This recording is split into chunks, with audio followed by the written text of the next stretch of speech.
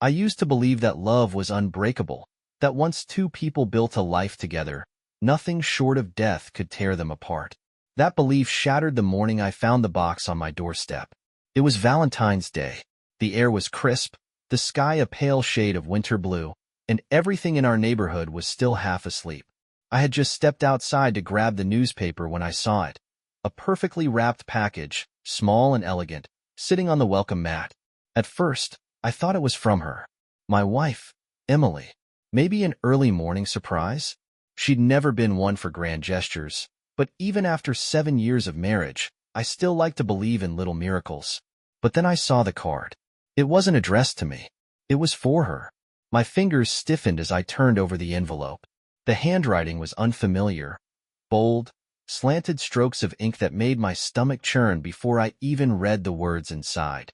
To my beautiful Emily, my secret Valentine, I ache for the moment we can finally be together without hiding. Happy Valentine's Day, my love. M. M. A single initial that might as well have been a bullet to the heart. I stared at the note, my mind struggling to process what I was holding. This had to be a mistake, a prank, some kind of sick joke. But the expensive box of chocolates, the kind Emily loved but never bought for herself, said otherwise. The note, so intimate and sure, said otherwise. The reality I had refused to acknowledge for months, maybe even years, now sat in my trembling hands. She was cheating on me. The weight of it settled into my chest like a stone. My mouth went dry. My heart pounded against my ribs, and for a moment, I stood there in the cold, gripping that letter as if I could squeeze the truth out of it. Then, without thinking, I slipped the note back into the envelope, tucked it into my jacket, and took the box inside. If she had secrets, then so would I. I set the box of chocolates on the kitchen counter, right beside the steaming coffee Emily had left half-finished. The scent of vanilla creamer still lingered in the air, mixing with the faint perfume she always wore. Light, floral, deceptively innocent. She was upstairs, probably getting ready for work. A normal morning. A normal day. Except nothing was normal anymore. I ran my fingers over the glossy red wrapping of the box, my mind already racing. Who the hell was Em? How long had this been going on? Had she been sneaking around behind my back for months? Years? I tried to think, tried to remember, but my mind only replayed flashes of moments I had ignored. The late nights at the office, the sudden obsession with her phone, the distant look in her eyes when I kissed her. All the pieces were there, scattered across the timeline of our marriage like broken glass. I just never wanted to see them. I took a deep breath and looked at the clock. 7:45 a.m. Emily would be coming downstairs any second now. I needed to act normal. I grabbed my coffee, forced myself to take a sip, and leaned against the counter just as I heard her footsteps on the stairs. A few seconds later, she walked into the kitchen, hair damp from the shower, dressed in the navy blue coat I had bought her last Christmas. She looked at me and smiled, the same smile she always gave me. If I hadn't found that letter, I might have smiled back. Instead, I nodded toward the chocolates. Looks like you've got a secret admirer. Her eyes flickered to the box. Just for a second. A quick, almost imperceptible reaction. But I caught it. Oh, she said, feigning surprise. Where did that come from? It was on the porch. I studied her face, searching for any sign of guilt, of hesitation. No idea who it's from? She let out a small, nervous laugh. Probably just a mix-up. Maybe someone sent it to the wrong house? A lie. I'd known Emily long enough to recognize the way her voice went just a little higher when she was hiding something. She walked over, picked up the box, and turned it over in her hands as if seeing it for the first time. No name? I shook my head. Just a letter. Want me to read it to you? For the first time that morning, she froze. It lasted less than a second, but it was there. The tightening of her jaw, the way her fingers stiffened around the box. Then she laughed again, lighter this time, shaking her head. God, people still write love letters? That's kind of sweet, actually, but definitely not for me. I wanted to believe her. I wanted to tell myself that maybe this was all just a misunderstanding. Maybe it really was a mistake, a misdelivery, a weird coincidence. But I saw the way she refused to meet my eyes. I saw the way she slid the chocolates into her bag, her movements just a little too controlled, too careful, like she was trying to keep her hands from shaking. "I should go," she said, already grabbing her keys. "Big day at work. Don't wait up for dinner, okay? I might be late." "Of course you will." I forced a smile. "Sure. Have a good day." She kissed my cheek, too quickly. Then she was out the door, her heels clicking against the pavement as she hurried to her car. I stood in the kitchen long after she left, staring at the empty space where she had been. She was lying to me. I had spent years loving this woman, trusting her, building a life with her. And now? Now I was just another fool whose wife was fucking someone else behind his back. But not for long. I grabbed my phone, opened our shared cell phone account, and pulled up her call logs. I had never needed to do this before, never even thought about it. But as I scrolled through the numbers, my stomach twisted.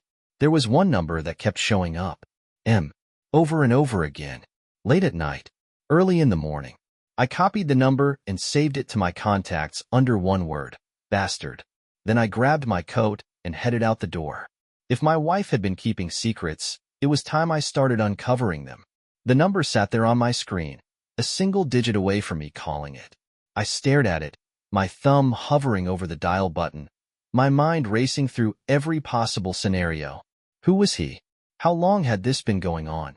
Did he even know about me?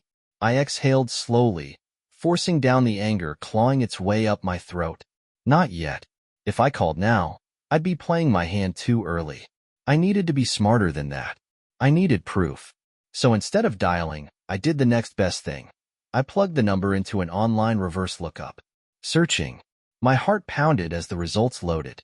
Then, finally, a name popped up. Michael Langford. I didn't recognize it. Not a friend, not a coworker, not anyone I could immediately place in Emily's life. But the address associated with the number? It was across town. An upscale apartment complex. Far from her office. I clenched my jaw. She hadn't even bothered to cover her tracks. I shut my laptop and grabbed my keys. If she was going to lie to me, then I was going to find the truth myself. The drive to Michael Langford's apartment took 20 minutes. I parked a few buildings down, my hands tightening around the steering wheel as I stared up at the rows of sleek balconies. Was she here right now? Had she been here last night? I pulled out my phone and did something I had never done before. I tracked her location. Years ago, Emily had asked me to enable phone tracking just in case of emergencies. I never had a reason to check it, until now. I opened the app and waited for the little blue dot to appear. And there she was. Downtown. Nowhere near her office. My stomach twisted. It was the middle of the workday, and she wasn't where she was supposed to be. I tapped on the map, zooming in. She was at a cafe. Not just any cafe, a small, out-of-the-way spot that she had never mentioned before. My hands curled into fists. Was she meeting him? I stepped out of my car, my blood running hot. I wasn't sure what I was going to do when I found her. Confront her? Sit at a nearby table and watch? See how far she'd let the lie go? Only one way to find out. The cafe was tucked between a boutique bookstore and a flower shop, the kind of place you'd only know about if someone had brought you there before. I pushed open the door, the scent of fresh coffee and pastries hitting me instantly. I spotted her immediately. She was sitting by the window, stirring a cup of tea. Alone. Relief flooded through me, but only for a second, because then her phone lit up on the table. I wasn't close enough to see the name, but I was close enough to see her reaction. She tensed. A flicker of hesitation passed across her face before she reached for the device, glancing around as if making sure no one was watching. Then, instead of answering, she flipped it over. Like she was hiding something. Like she was hiding him. A cold realization settled in my chest. She wasn't with him right now, but that didn't mean she wasn't meeting him later. I turned around and walked out. If she thought she could keep this a secret, she was dead wrong. Tonight, at the Valentine's party, I was going to expose everything, and she would never see it coming. I spent the rest of the afternoon preparing, not just mentally, strategically. If Emily was meeting him tonight, I needed proof. Undeniable proof. Something I could use to confront her publicly, to make her see what she had done, what she was throwing away. So I set a trap. First, I called the restaurant where the Valentine's party was being held. Every year, our group of friends booked a private space, a tradition we had started back when we were still just dating. This was supposed to be a night of love, of celebration. Now, it would be the scene of her reckoning. "Hi," I said when the hostess picked up. "I need to add one more guest to our reservation tonight." She hesitated. "It's pretty full, but I can try to squeeze someone in." "Name?" "Michael Langford." The words tasted like poison. "Great. He'll be seated with your party then?" I smiled. "Yes. Make sure to tell Emily when she arrives." She invited him personally. It was a gamble, but I had a feeling she wouldn't question it. Not if she thought her secret lover had done it himself. Next, I drove home and searched through Emily's things. Not out of blind desperation, out of necessity. I needed one final piece of evidence, something that would confirm without a doubt that I wasn't just imagining this. Her closet was filled with the usual: dresses, coats, the pair of heels she only wore on special occasions. But when I checked her purse, the same purse where she had hidden the box of chocolates this morning, I found it. A key. A single silver key attached to a small tag that read, "Langford APTs. Unit 509. My chest tightened. She had a key to his place. There it was. The final, undeniable truth. My wife was a liar. A cheater. A woman who had stood beside me for 7 years, while secretly building a second life behind my back. I exhaled slowly, steadying myself. Tonight, I would not just confront her. I would destroy her lies. The restaurant was already packed when I arrived. Couples laughed over candlelit tables, waiters carried glasses of champagne, and the air smelled of expensive wine and perfume. A perfect setting for betrayal. I spotted our group in the private room near the back. Emily wasn't there yet. Good. I took my seat and pulled out my phone. It was time to set the final piece of the trap. I opened our phone tracking app and checked her location. She was on her way. But she wasn't coming from work. She was coming from his apartment. My pulse thundered in my ears, but I forced myself to stay calm, stay in control. I typed out a text and sent it to her. Me, "Hey, baby, where are you?" A minute passed, then another. Then, finally, she responded. "Emily, just leaving the office. Sorry, I got caught up in some last-minute work stuff. Be there soon." I stared at the screen, my jaw tightening. She was still lying. Even now, even as she raced from another man's home straight to me, she was still pretending. I slipped my phone into my pocket just as the hostess approached our table. "Sir," she said, "a guest named Michael Langford just arrived. He's asking for Emily." Perfect. I leaned back in my chair, my lips curling into a slow, deliberate smile. "Oh, don't worry," I said. "She'll be here soon. Let the show begin." I had played this moment over in my head 100 times on the drive here. The way it would unfold, the way Emily's face would change as realization crept in. She had no idea what was waiting for her. Michael Langford was here. I glanced toward the entrance of the private dining area and saw him, the man who had been fucking my wife. He was younger than me. Smug. Confident. He walked in like he belonged, adjusting the cuffs of his expensive suit as if this was just another night out. Did he know I existed? Did Emily tell him about me? I didn't have to wait long to find out. The hostess led him toward our table, and I watched with quiet, seething amusement as he scanned the room. His eyes landed on me, then flickered past to the rest of my friends, searching for Emily. He had no idea who I was. The bastard didn't even recognize his lover's husband. "Hey," he said casually, sliding into an empty chair near me. "I think there's been a mix-up. Emily invited me, but I don't see her yet." "Oh, she'll be here soon," I said, forcing a friendly smile. "You must be Michael." His eyes flicked to me, a little surprised. "Yeah, that's me. And you are?" I held out my hand. "Daniel, Emily's husband." Michael paled. His fingers twitched as if debating whether to shake my hand.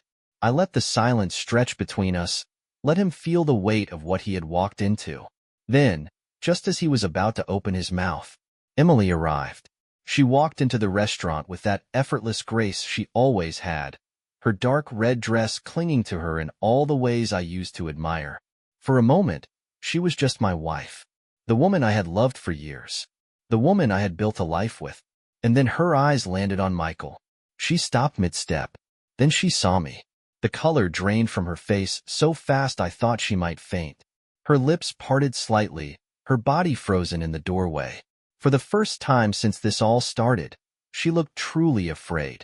I leaned back in my chair, resting an arm on the table as I watched her world collapse in real time. "Emily," I said, my voice calm smooth, "your date's here." The room went dead silent. Every single person at the table turned to look at her. Her hands clenched at her sides, and I saw it then, the calculation.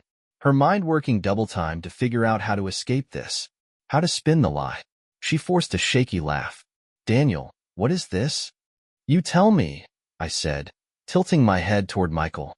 "Seems like you had plans with him tonight. I just wanted to make sure you didn't miss each other."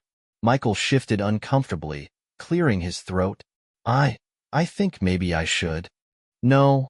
I cut him off, my voice like steel. "You should stay." Emily shot him a glare, a silent shut up in her eyes, before turning back to me. "Daniel, this is crazy. I don't know what you think is happening, but—" I pulled out my phone, unlocked the screen, and placed it on the table. Her location, her calls to Michael, the texts, all of it, right there. She looked down at the screen, then back at me, her face completely blank. And then she did something I hadn't expected. She laughed. Not a real laugh. Not one of her genuine, beautiful ones. This was a desperate, breaking laugh. The kind you let out when you know the game is over. She sank into the chair beside me, her hands shaking as she rubbed her temples. "Fuck," she whispered. That was it. No denial. No excuses. Just defeat. Michael shifted uncomfortably beside me. "Listen, man, I turned to him sharply. "Shut the fuck up, Michael." He shut up. Emily ran a hand through her hair, her breathing unsteady. "Daniel, I didn't mean for it to happen like this." I laughed this time. "You didn't mean for what to happen? The affair? Or getting caught?" She swallowed hard, but didn't answer. Our friends sat in stunned silence, shifting uncomfortably in their seats, their romantic Valentine's dinner completely hijacked by the most delicious scandal of the year. Good. Let them witness this. Emily exhaled shakily. "Can we talk? Alone?" I stared at her, the woman I had once trusted more than anyone in the world. The woman who had smiled at me this morning while carrying another man's gifts in her purse. And I realized something. I didn't want to talk to her. I didn't want to hear why. I didn't care. I leaned forward, resting my elbows on the table. "You know what, Emily?" I said, my voice lower now, more lethal. "You've already said enough." Then I picked up my glass of wine, raised it slightly, and said, "Happy Valentine's Day." And with that, I stood up, leaving her and Michael in the ruins of their own making. I stepped out of the restaurant and into the cold February night, the crisp air biting at my skin as I inhaled deep, steadying breaths. Behind me, inside that dimly lit dining room, Emily was still sitting there, drowning in the weight of her own exposed lies. I had won. But if this was victory, why did it still feel like my chest was caving in? I had dreamed of revenge, imagined the perfect confrontation 1,000 different ways, but none of them had prepared me for this. For the hollowness that followed. For the way my own heart twisted in my chest, not just from anger, but from grief. I loved her. Even now, after everything, I loved her. And that was the worst part. I stood by my car, gripping the door handle, my breath visible in the freezing night air. What now? Where did I go from here? My phone buzzed in my pocket. For a split second, I thought it was Emily.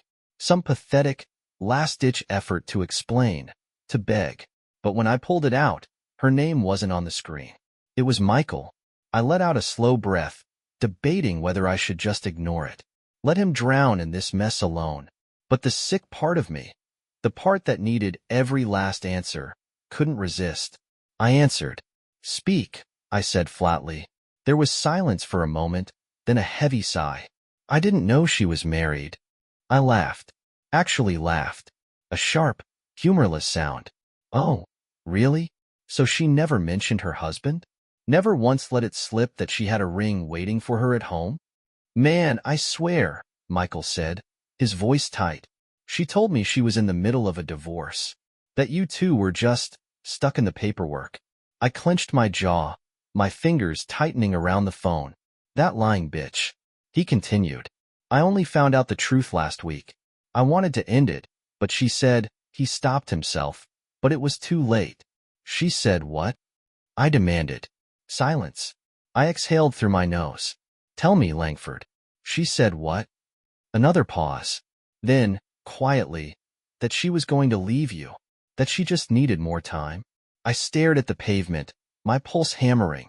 More time to live both lives, to keep both men, to keep me in the dark, feeding me scraps of affection while she snuck off to be with him. Rage boiled in my chest, but beneath it, something colder settled in. I had spent years believing Emily was the kind of woman who would never betray me, that no matter what, we would always choose each other. Now, I realized, she never really chose me at all. Look, Michael said hesitantly, I get that you hate me right now, and I don't blame you. But if I had known... Don't finish that sentence. I cut him off. You don't get to play the victim here. You still fucked my wife, no matter what story she spun for you. More silence. I almost hung up, almost let this conversation die along with everything else tonight. But then I asked, how long? Michael hesitated. 6 months. I closed my eyes. Half a year. 6 months of lying. 6 months of looking me in the eye and saying, I love you, before slipping into another man's bed. A bitter taste filled my mouth. You should have walked away the second she lied to you, I said. But now? Now you're just as much a fool as I was. And with that, I hung up. The drive home was a blur. The house was dark when I stepped inside. It felt foreign, hollow, like I was standing in someone else's life, someone else's home. Emily's perfume still lingered in the air. The same scent she had worn tonight when she left his apartment and came straight to me. My stomach twisted. I walked to our bedroom, throwing open the closet doors. Emily's clothes, her shoes, the dresser she always kept slightly messy, her makeup still scattered across the vanity. How many times had she gotten ready for him right here in our bedroom? I grabbed the nearest drawer and yanked it open, my hands shaking. Then, without thinking, I started packing. Not her things, mine. Because I knew.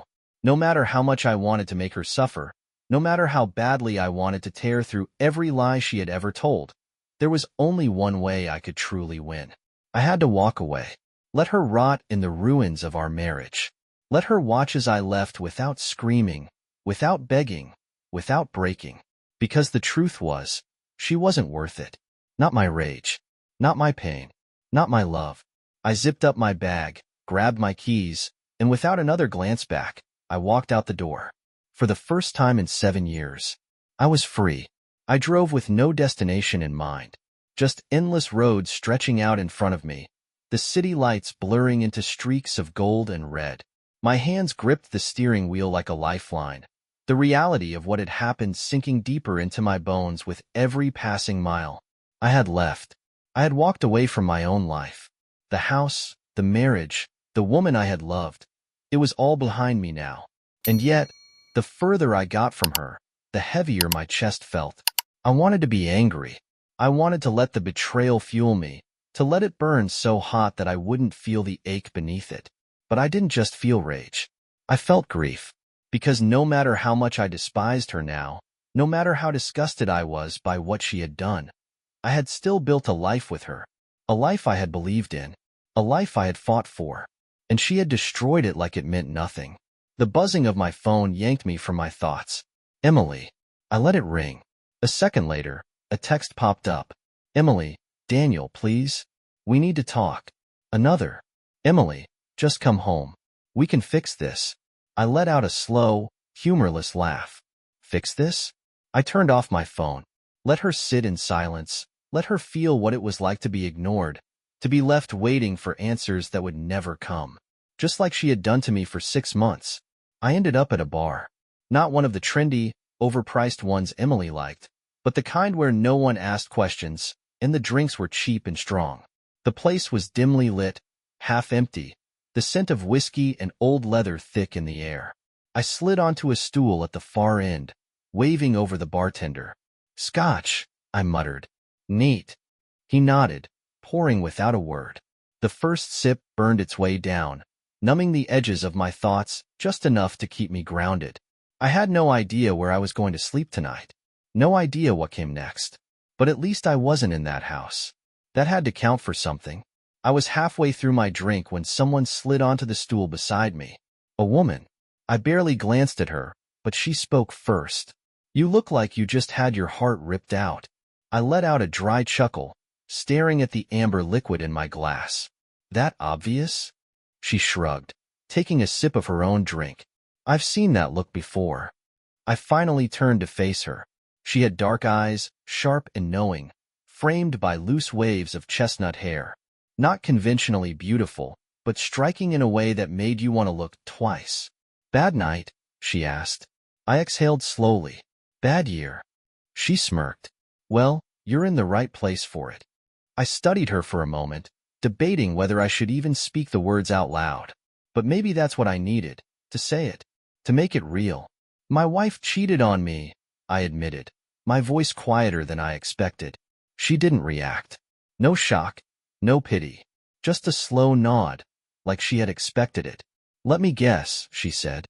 "You found out tonight?" "Yeah." "She tried to lie about it?" "Yeah." "And now you don't know whether you want to burn her world down or just disappear completely." I stared at her, caught off guard. Her lips curled into a small, knowing smile. "I told you. I've seen that look before."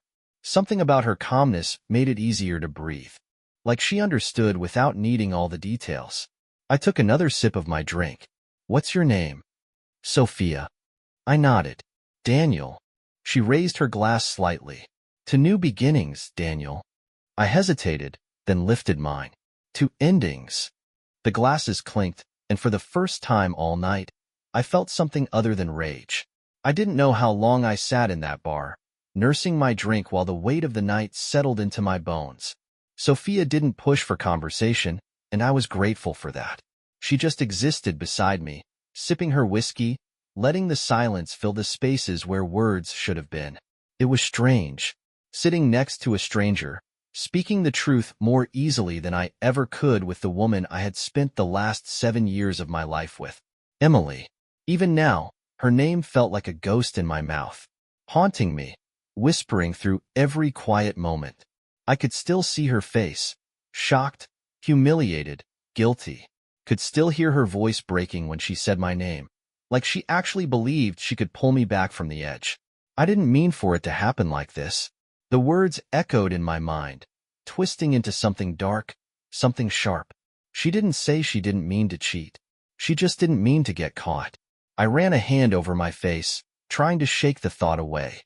Sophia finally spoke. "Let me guess," she said, tilting her glass toward me. "She's still trying to call you."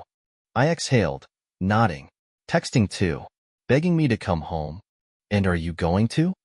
I should have answered immediately. Should have said no without hesitation. But instead, I hesitated. Not because I wanted to forgive her. Not because I thought there was anything left to save. But because a part of me still couldn't believe this was real. That the life I had built was over. That the woman I had trusted had thrown it all away for a man she wasn't even brave enough to fight for in the end. Sophia watched me carefully.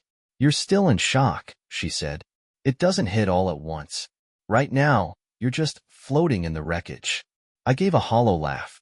"That's supposed to make me feel better?" "No," she admitted. "But it means you're not crazy for feeling like this." I stared at the ice melting in my glass. "I just don't get it. I did everything right. I was a good husband. I gave her everything." Sophia tilted her head, considering me. "That's where you went wrong." I frowned. "Excuse me?" She turned toward me fully now, propping her elbow on the bar. "You think because you were a good husband, she owed you loyalty?" "She did," I snapped. "She promised it." "She promised, yeah. But did you ever really think a promise was enough?" Her words stung in a way I wasn't ready for. Sophia sighed, looking down at her drink. "Look, I'm not saying what she did was right. It wasn't. But people don't cheat because they're looking for something better. They cheat because they're bored of what they already have. Even if it's good. Even if it's great. I shook my head, disgust curling in my stomach. So that's it? Just boredom? That's all marriage means? You wake up one day and decide the life you built isn't exciting enough anymore? Sophia was quiet for a moment. Then she shrugged. Not for everyone. Just for people like her. I didn't know why that made my chest ache. Maybe because it meant there was no answer. No hidden reason. No puzzle I could solve to make it all make sense. Emily had cheated not because I failed her, not because I wasn't enough, but because she was the kind of person who would always want more, even when she already had everything. I took a deep breath and pulled my phone from my pocket. Still nothing. I had expected another call, another pathetic message trying to pull me back in, but the screen was empty. For the first time all night, Emily had gone silent, and I had no idea why that unsettled me more than anything else. The lack of messages should have been a relief, but it wasn't. For hours, Emily had been blowing up my phone. Texts, calls, desperate attempts to pull me back into the wreckage of our marriage. But now, nothing. I stared at the empty screen, my fingers tightening around the glass in my other hand. She stopped, I muttered. Sophia arched an eyebrow. And that bothers you? I didn't know how to answer that. Did it bother me? Did I want her to keep chasing me? Was some part of me still craving the satisfaction of watching her scramble for excuses, for justifications? Or was it something worse? Was I afraid that she had simply given up? I set my drink down with a little too much force. She's planning something. Sophia hummed thoughtfully. Maybe. Or maybe she just realized there's nothing left to say. No, I said, shaking my head. That's not Emily. She didn't quit. She didn't walk away. She fought for what she wanted, even when she shouldn't. She hadn't stopped calling me because she accepted what happened. She had stopped because she had shifted strategies. And that thought made my stomach twist. I unlocked my phone and checked our shared accounts. Banking, utilities, anything she could get her hands on. Everything was still normal. For now. But I knew my wife. Emily didn't like losing. And right now, that's exactly what was happening. I clenched my jaw, slipping my phone back into my pocket. I need to go. Sophia didn't ask questions. She just tossed back the rest of her drink and slid some cash onto the bar. Come on then, she said, standing up. I frowned. You don't have to come. She smirked. And miss out on the disaster you're about to walk into? Not a chance. I should have argued. Should have told her this wasn't her problem. But the truth was, I didn't want to do this alone. The house was dark when I pulled into the driveway. Too dark. The porch light was off. No glow from the living room window. Just emptiness. Emily's car was gone. My chest tightened as I stepped inside, flipping on the hallway light. It was silent. And wrong. I moved through the house, scanning the familiar spaces for anything out of place. Anything missing. And then I found it. Or rather, I found what wasn't there. Emily's clothes? Gone. Her shoes by the door? Gone. Her jewelry box? Gone. I swallowed hard and strode into the bedroom, my stomach twisting. The dresser drawers were half open, empty hangers swinging in the closet like skeletons. She had packed up and left. Not just for the night. For good. I exhaled slowly, trying to process what I was seeing. Had she always planned this? Or had she decided to run the moment she realized she couldn't talk her way out of it?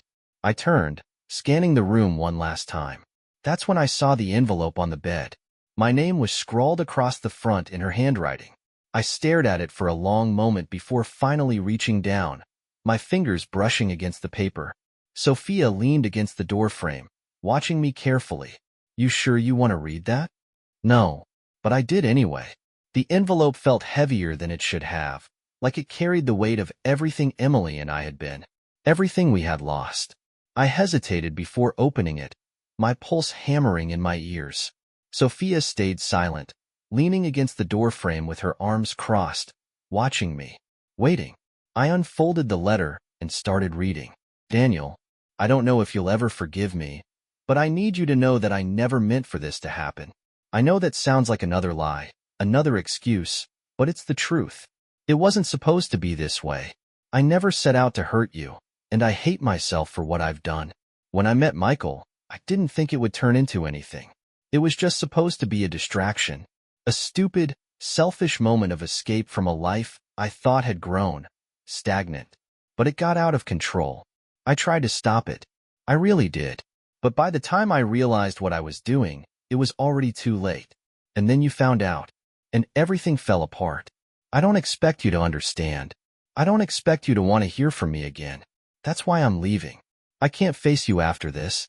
I can't stand the way you look at me now, like I'm someone you never really knew. I need you to know that I loved you. Maybe not in the way you deserved, but I did. I still do. I'm sorry, Daniel. I really am. Goodbye, Emily. I stared at the letter, my hands tightening around the edges of the paper. I never meant for this to happen. It was just supposed to be a distraction. I still love you. Bullshit. Every word was bullshit. She wasn't sorry for what she had done. She was sorry she had been caught. Sophia sighed, pushing off the doorframe. Well, she said, that was predictable. I let out a hollow laugh. You think? I folded the letter carefully and set it back down on the bed. Let it sit there like the corpse of our marriage. She had run. She had packed up and left, just like that. Like I was nothing. And maybe that was the truth of it. Maybe, in the end, that was all I had ever been to her. Something temporary. Something she could walk away from. I swallowed down the bitterness rising in my throat. She didn't even say where she was going. Because she doesn't want you to follow, Sophia said simply. I turned to her, my voice flat. Like I ever would. She gave me a long look. Then why do you still look like you're waiting for her to come back? I didn't have an answer for that. I wasn't waiting for her. I wasn't hoping for a second chance. But there was still something inside me. Some pathetic, broken piece that wanted to understand. Because how the hell do you wake up one day and decide that the life you built isn't enough? I didn't know. And now, I never would. I took a deep breath and exhaled slowly, feeling the exhaustion settle deep in my bones. Let's get out of here, I muttered. Sophia didn't ask where we were going. She just nodded. And with that, I walked out of the house one last time.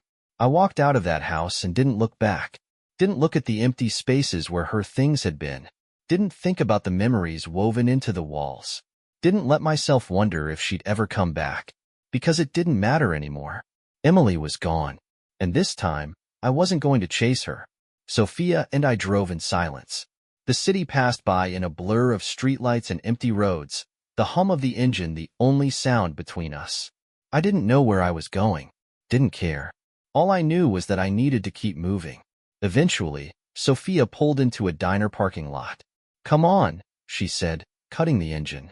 You look like you could use something greasy and terrible for you. I exhaled a quiet laugh. Is that your expert diagnosis? She smirked. That, and you look like you haven't eaten since your world fell apart. She wasn't wrong. We walked inside, sliding into a booth near the window. The place smelled like coffee and burnt toast, and for the first time all night, I felt like I could breathe. I still felt raw. Still felt the weight of everything pressing down on my chest. But I was here. I was still here. A waitress came by, dropping menus in front of us. I barely glanced at mine before setting it aside. Coffee, I said. And pancakes. Sophia arched an eyebrow. Pancakes? I shrugged. Figured I'd do one cliché post-breakup thing tonight. She smirked, flipping through the menu. In that case, I'll have waffles. The waitress nodded and walked off. Sophia leaned back in her seat, watching me carefully. So, what now? I knew what she was really asking.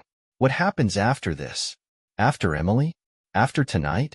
I stared out the window, watching the headlights of passing cars streak through the darkness. I don't know, I admitted. I guess I start over. She nodded like she understood. And maybe she did. Starting over isn't so bad, she said. I turned back to her. Yeah. She shrugged. Yeah.